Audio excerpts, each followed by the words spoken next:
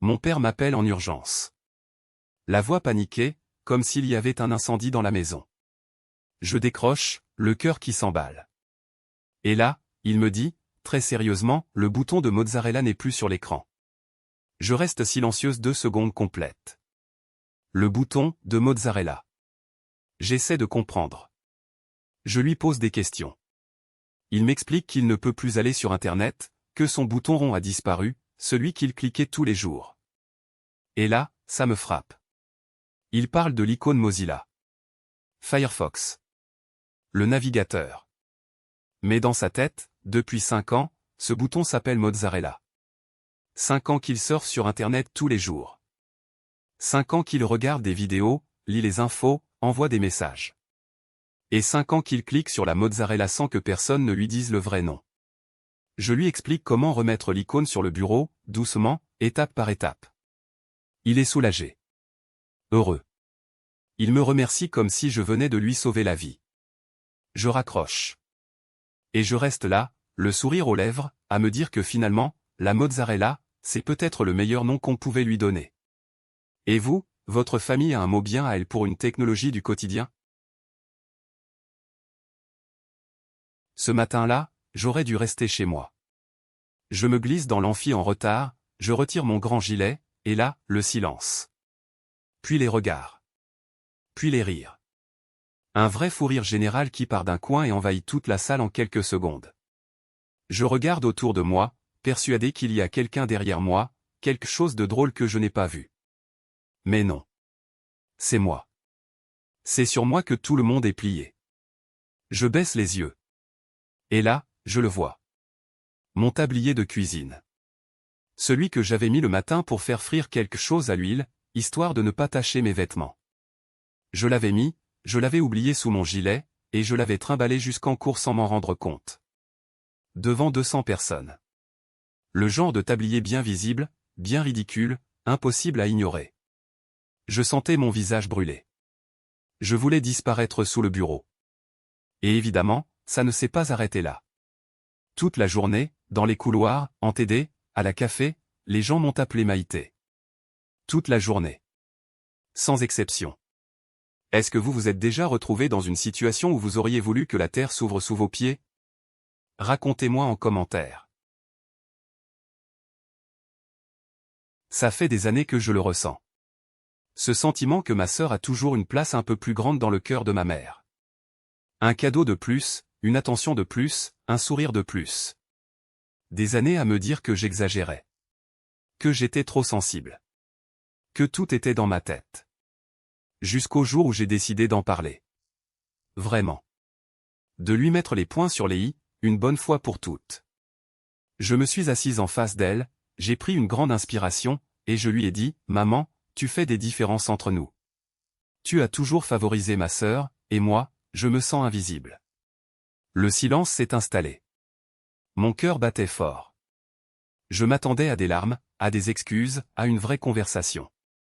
Et là, elle me regarde droit dans les yeux, très sérieuse, et elle me dit, « Ce n'est pas vrai du tout. Sur Candy Crush, chaque fois que j'envoie une vie à ta sœur, je le fais aussi pour toi. » Candy Crush. C'était ça, sa preuve d'amour égale. 20 ans de blessure, et elle me répond avec un jeu mobile. Je suis resté figé, bouche ouverte, sans trouver le moindre mot. Est-ce que je devais rire ou pleurer? Honnêtement, je ne sais toujours pas. Et toi, ta famille t'a déjà sorti une réponse qui t'a complètement déstabilisé? Des mois. Des mois entiers à tout organiser dans le dos de mon copain. La salle réservée, le gâteau commandé, les amis briefés un par un. J'avais même créé un groupe secret pour coordonner tout le monde. Chaque détail était parfait. Et surtout, chaque personne avait juré de garder le silence. Absolument tout le monde avait la consigne. Personne ne devait rien dire. Alors pendant des semaines, j'ai géré les relances, les doutes, les petites fuites potentielles. J'avais un plan béton. Ce que je n'avais pas prévu, c'est moi. La veille de la fête, mon copain se lève le matin avec un sourire bizarre. Il m'apporte un café, s'assoit en face de moi, et il me dit tout doucement, « Merci pour la surprise de demain, chérie. » Je l'ai regardé en me disant qu'il bluffait. qu'un ami avait craqué. J'allais éplucher le groupe secret, trouver le traître, lui faire la guerre. Ce que j'ai découvert ensuite m'a cloué sur place. C'est lui qui m'a montré la vidéo. Une vidéo de moi, la nuit, en train de murmurer dans mon sommeil tous les détails de la fête. La salle, l'heure, les invités. Le traître, c'était moi. Après des mois à surveiller tout le monde, je me suis trahi moi-même en dormant. Et vous, vous avez déjà gâché quelque chose malgré vous?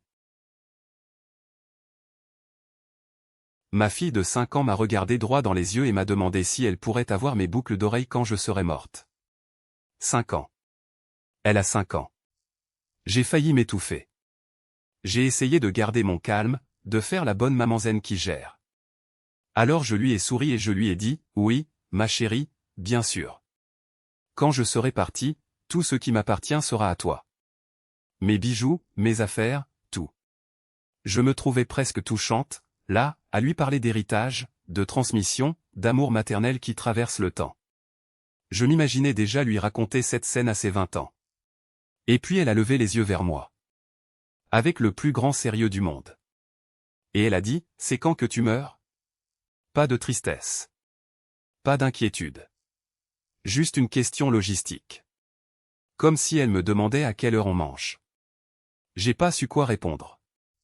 Elle attendait. L'air parfaitement patient. Parfaitement calme. Parfaitement prête à noter la date dans son agenda imaginaire. Alors dites-moi, c'est votre enfant qui vous a déjà regardé comme ça, ou c'est juste le mien qui planifie déjà mon enterrement? Un feu rouge. Un homme qui toque à ma vitre. Mon cœur qui s'emballe instantanément. Il dit quelque chose, mais dans une langue que je ne comprends pas du tout. Un mot, 2 mots, il insiste. Et là, dans ma tête, tout s'emballe. Je me dis, il veut de l'argent. Je me sens mal, mais je me prépare à refuser poliment.